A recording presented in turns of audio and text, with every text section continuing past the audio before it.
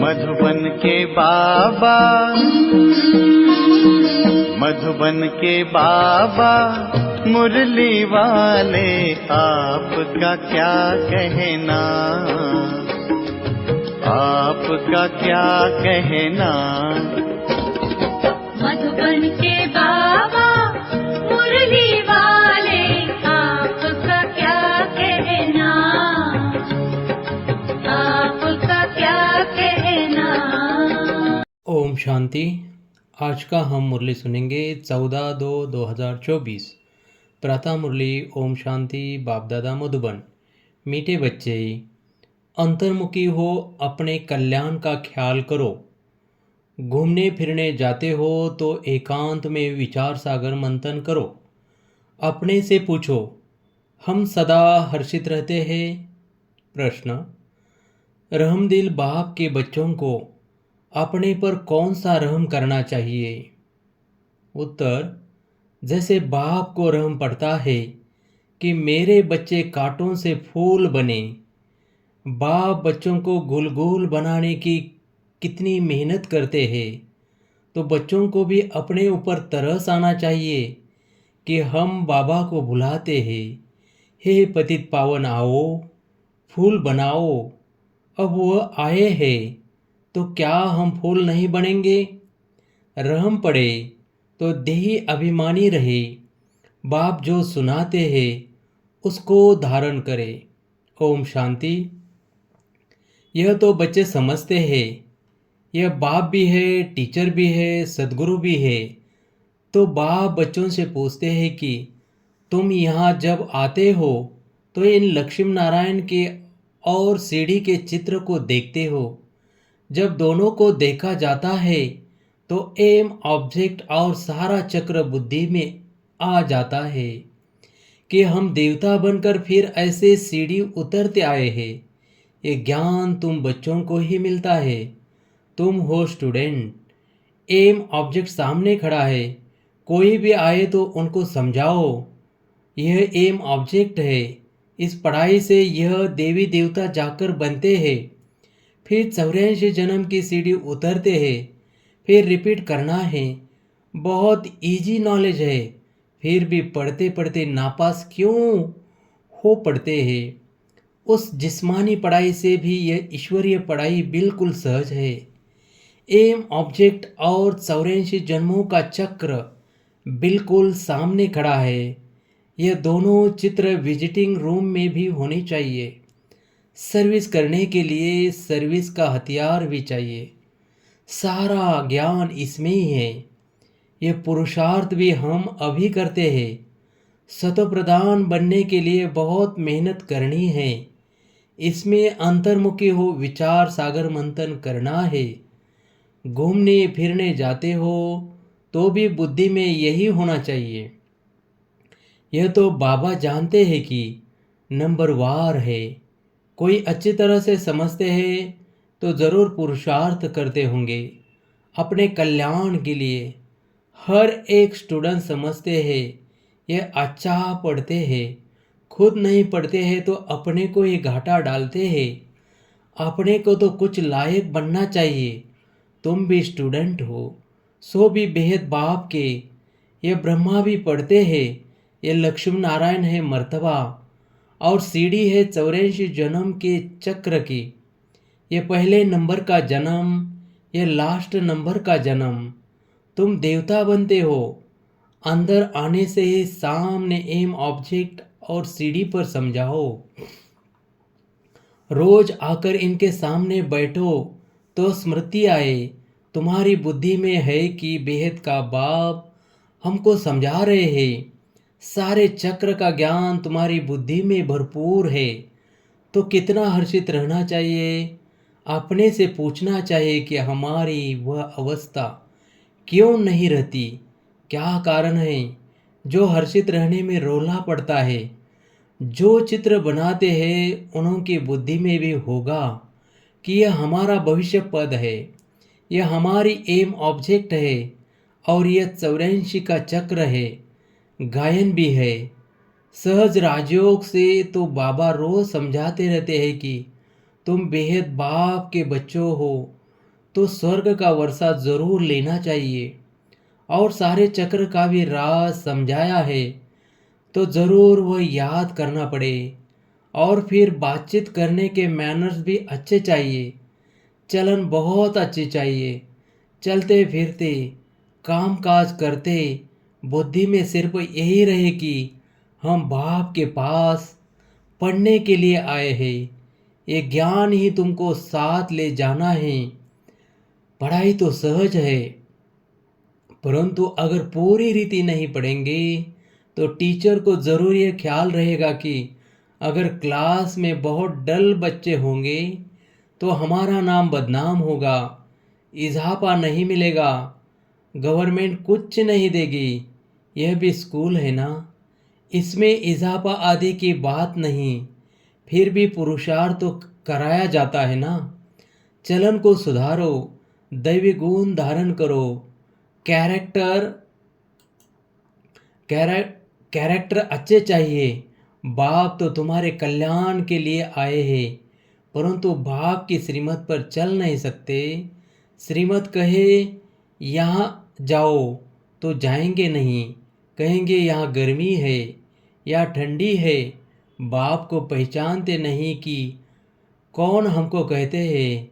ये साधारण रथ बुद्धि में आता है, वह बाप बुद्धि में आता ही नहीं है।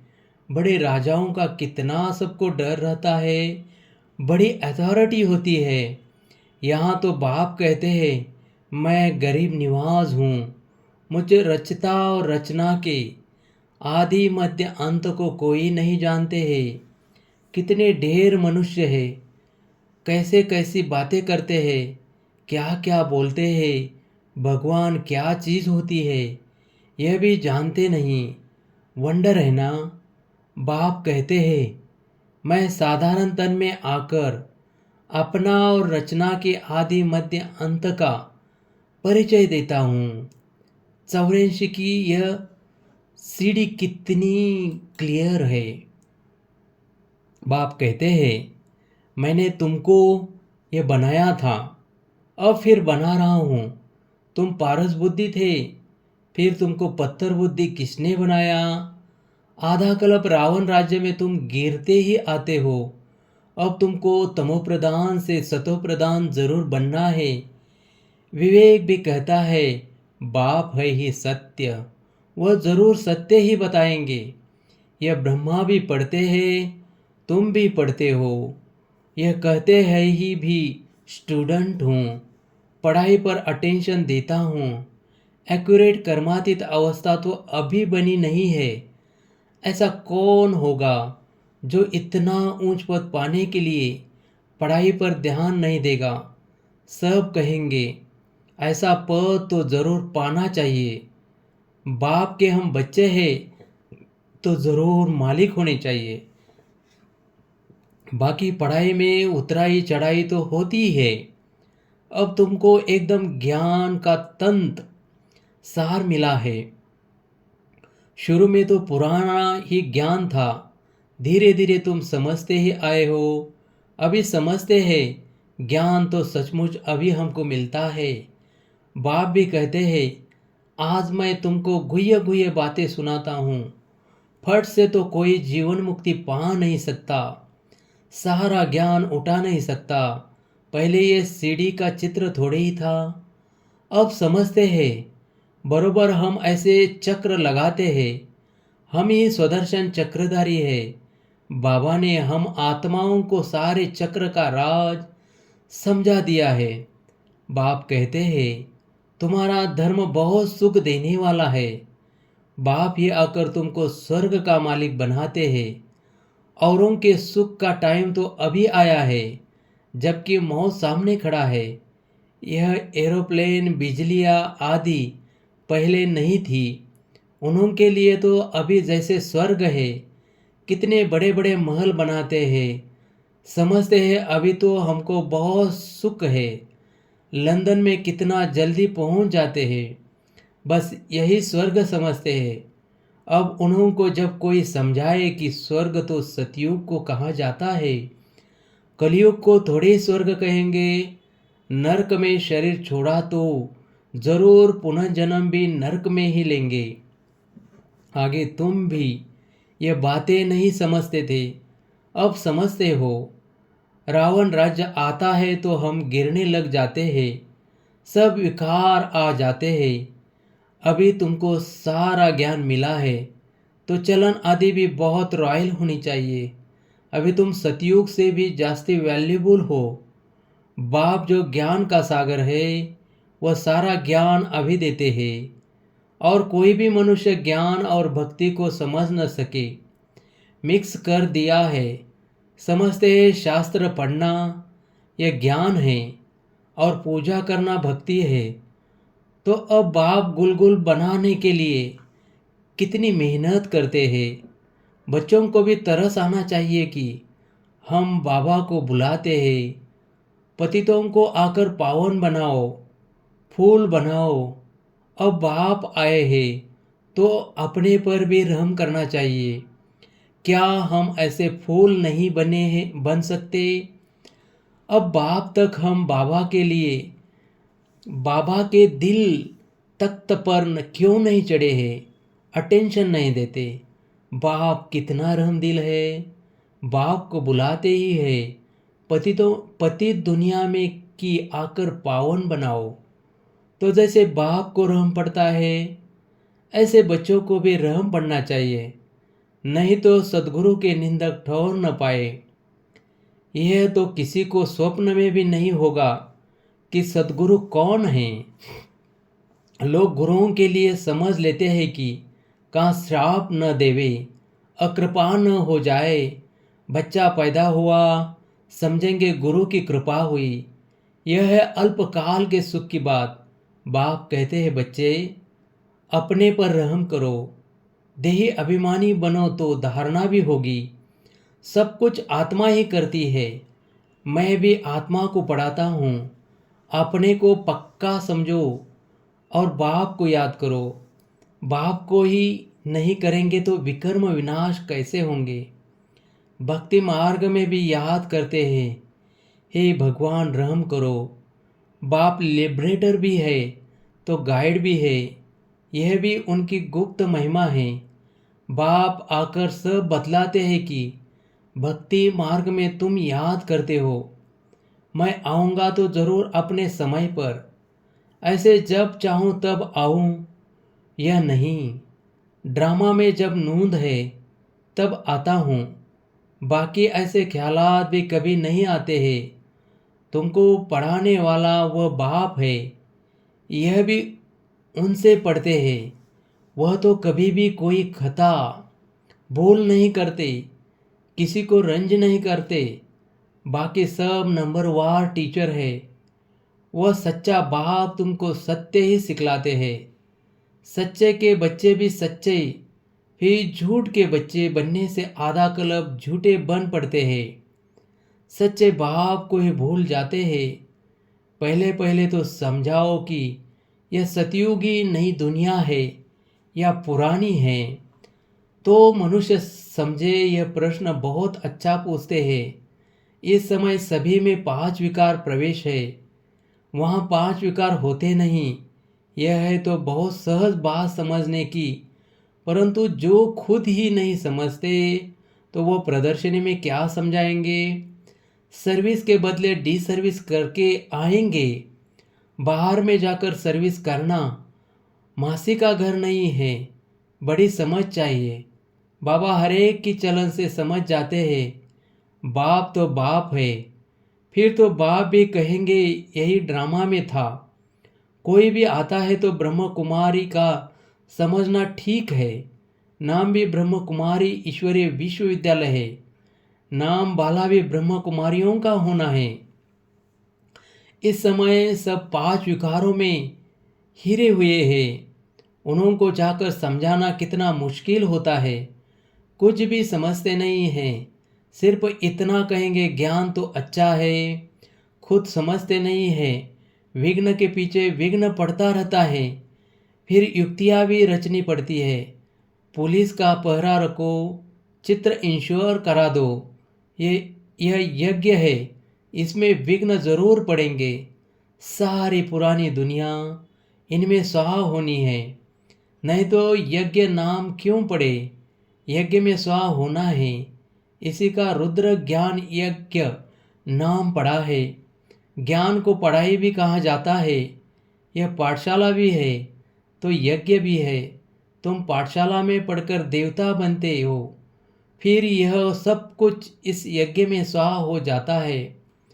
समझा वही सकेंगे जो रोज प्रैक्टिस करते रहेंगे। अगर प्रैक्टिस नहीं होगी तो वह क्या बात कर सकेंगे। दुनिया के मनुष्यों के लिए स्वर्ग अभी है, अल्पकाल के लिए। तुम्हारे लिए स्वर्ग आधा कल्प के लिए होगा। यह भी ड्रामा बना हुआ है। विचार किया जाता है तो बड़ा वंडर लगता है। अब रावण राज्य खत्म हो, राम राज्य स्थापन होता है। इसमें लड़ाई आदि की कोई भी बात नहीं। यह सीढ़ी देख लोग बड़ा वंडर खाते हैं। तो बाप ने क्या क्या समझाया है। ये ब्रह्मा भी बाप से ही सीखा है, जो समझाते रहते हैं। बच्चियाँ भी समझाती है, जो बहुतों का कल्याण करते हैं उन्हों को ज़रूर जास्ती फल मिलेगा। पढ़े हुए के आगे अनपढ़े ज़रूर भरीड़ होएंगे। बाप रोज रोज समझाते हैं, अपना कल्याण करो। इन चित्रों को सामने रखने से ही नशा चढ़ जाता है। इसलिए बाबा ने कमरे में ये चित्र रख दिए हैं। एम ऑब्जेक्ट कितनी सहज है। इसमें कैरेक्टर्स बहुत अच्छे चाहिए। दिल साफ तो मुराद हासिल हो सकती है। अच्छा, मीठे मीठे सिखलदे बच्चों प्रति माता पिता बाप दादा का याद प्यार और गुड मॉर्निंग। रूहानी बाप के रूहानी बच्चों को नमस्ते। धारणा के लिए मुख्य सार। फर्स्ट, सदा स्मृति रखना है कि हम बेहद बाप के स्टूडेंट हैं। भगवान हमें पढ़ाते हैं, इसलिए अच्छी तरह से पढ़कर बाप का नाम बाला करना है। अपनी चलन बड़ी रॉयल रखनी है। सेकंड, बाप समान रहमदिल बन, कांटों से फूल बनना और दूसरों को फूल बनाना है। अंतर्मुखी बन, अपने व दूसरों के कल्याण का चिंतन करना है। वरदान, हलचल में दिल शिकस्त होने के बजाय बड़े दिल रखने वाले हिम्मतवान भव। कभी भी कोई शारीरिक बीमारी हो, मन का तूफान हो, धन में या प्रवृत्ति में हलचल हो, सेवा में हलचल हो, उस हलचल में दिल शिकस्त नहीं बनो, बड़ी दिल वाले बनो। जब हिसाब किताब आ गया, दर्द आ गया, तो उसे सोच सोच कर दिल शिकस्त बन पड़ाओ नहीं, बढ़ाओ नहीं। हिम्मत वाले बनो। ऐसे नहीं सोचो हाय क्या करो, हिम्मत नहीं हारो। हिम्मतवान बनो तो बाप की मदद स्वतः मिलेगी। स्लोगन, किसी की कमजोरी को देखने की आंखें बंद कर मन को अंतर्मुखी बनाओ। ओम शांति। ओम शांति।